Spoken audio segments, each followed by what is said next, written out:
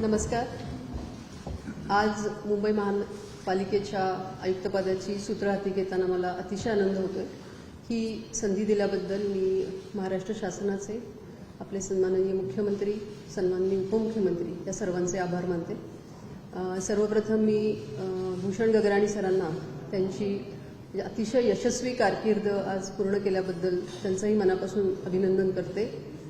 त्यांच्या पावलावर पाऊल टाकूनच मी तरी सिव्हिल सर्व्हिसेसमध्ये आले, कारण ते कोल्हापूर जिल्ह्यातले, मी सांगली जिल्ह्यातली, आणि सर त्यावेळेला मराठी लिटरेचर हा विषय घेऊन भारतामध्ये तिसरे आले होते आणि तोच आदर्श ठेवून मी सिव्हिल सर्व्हिसेस करायचं ठरवलं आणि त्यामुळे आज त्यांच्याकडूनच या पदाची सूत्र घेताना मला खूप आनंद झाला. मुंबई महानगरपालिकेत आयुक्त म्हणून येणं हे माझ्यासाठी एका अर्थाने होमकमिंग आहे, कारण 4 वर्ष मी या संस्थेमध्ये ॲडिशनल कमिशनर म्हणून काम केलं. कोविडसारख्या अतिशय क्रिटिकल परिस्थितीमध्ये काम करण्याची संधी मिळाली आणि मुंबई महानगरपालिकेचं कामकाज जाणून घेण्याची संधी मिळाली. 150 वर्षापेक्षा जास्त इतिहास असलेली ही संस्था खूप रिच लिगसी आणि हेरिटेज या संस्थेचं आहे. या संस्थेने मुंबईकरांचं आयुष्य एका अर्थाने खूप समृद्ध केलं आहे आणि माझ्या आधीच्या सर्वच आयुक्तांनी ह्याच्यामध्ये आपापल्या परीने भर टाकली आणि त्या सगळ्या अतिशय समृद्ध परंपरेचा भाग आज होताना पण मला खूप आनंद होतो.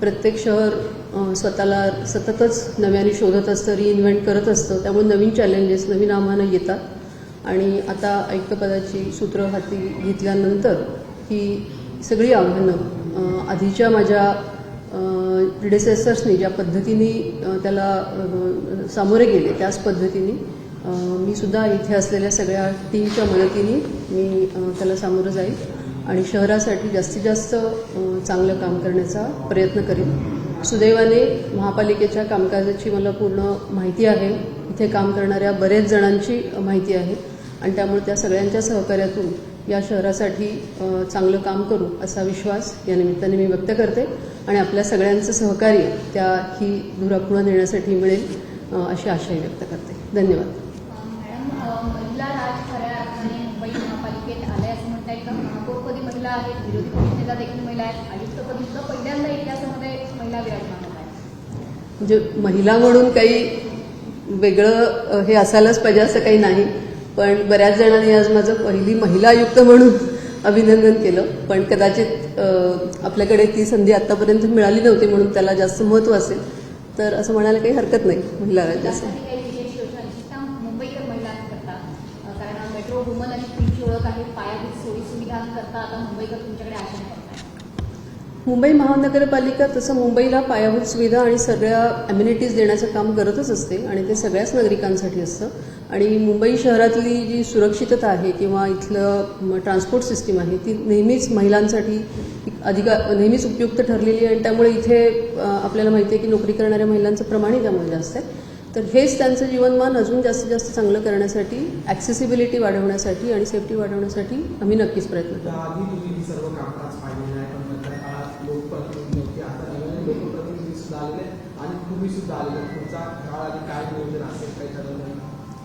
शासनामध्ये आपण नेहमीच लोकप्रतिनिधींबरोबर काम करतो, म्हणजे हे क्वचितच असं झालं असेल की इतका दीर्घकाळ आपल्याला प्रशासक म्हणून इथे काम करावं लागलं.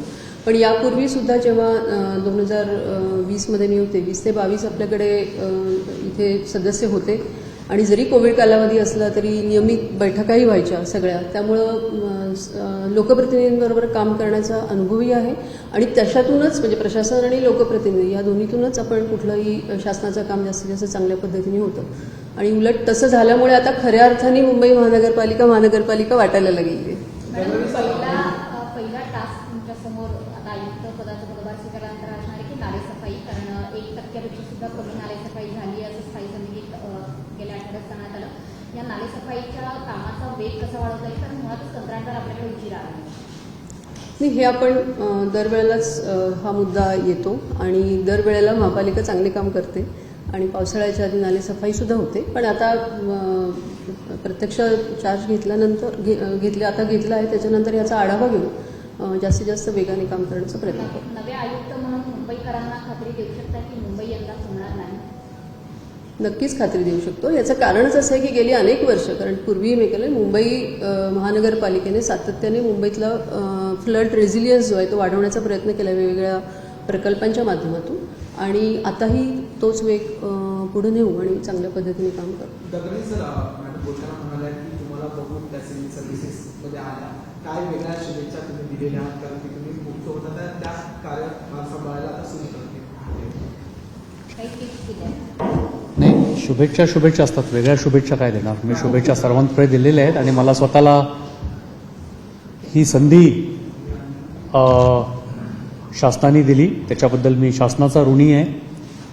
महापालिकेचे सर्व अधिकारी कर्मचारी यांनी 2 वर्ष मला सांभाळून घेतलं, त्याच्याबद्दल मी सर्व अधिकारी कर्मचारी जे अत्यंत कार्यक्षम आहेत आणि मुंबई महापालिकेची पताका ही कायम उंचावर ठेवण्यासाठी ते जागरूक असतात.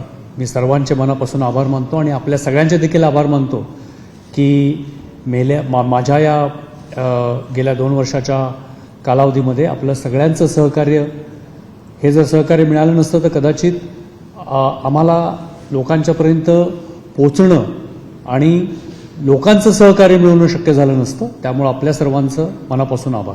थँक्यू. त्या सांगू नाही शकला. हा, अशा समोर थोडी सांगताय. हो हो.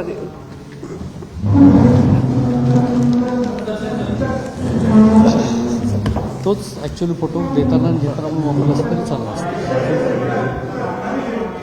समजा इकडचं त्यांच्याकडे कसं. हां.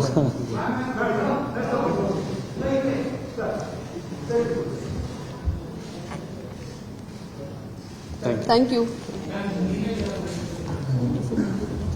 थँक्यू. मिलते हैं ना फिर से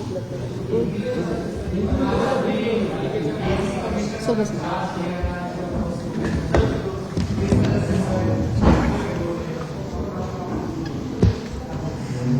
आज मुंबई महानगर पालिका की आयुक्त की जिम्मेदारी मैंने संभाली है, और ये जिम्मेदारी मुझे देने के लिए मैं महाराष्ट्र शासन, हमारे सम्माननीय मुख्यमंत्री, सम्माननीय उप मुख्यमंत्री, इन सब का मैं आभार व्यक्त करती हूँ. मुंबई महानगर पालिका में इसके पहले ही मैंने 4 साल एडिशनल कमिश्नर के तौर पे काम किया था, इसीलिए, और उसके पहले क्योंकि मुंबई में पिछले 18 सालों से मैं अलग अलग ऑर्गेनाइजेशंस के साथ काम कर रही हूँ, और उसी के कारण मुंबई महानगर पालिका से हमेशा कोऑर्डिनेशन होता था. इसीलिए फिर से यहाँ आयुक्त के रूप में आना ये मेरे लिए एक तरह की घर वापसी है, और मुझे बहुत खुशी है. ये एक बहुत काबिल ऑर्गेनाइजेशन है और इतने 150 साल का इतिहास इस ऑर्गेनाइजेशन को है. मुंबई शहर के लिए बहुत सारी चीज़ें इस ऑर्गेनाइजेशन की तरफ से होती है, इसीलिए उसी ऑर्गेनाइजेशन का एक हिस्सा बन के यहाँ आना और ये काम आगे बढ़ाना, ये मेरे लिए बहुत खुशी की बात है.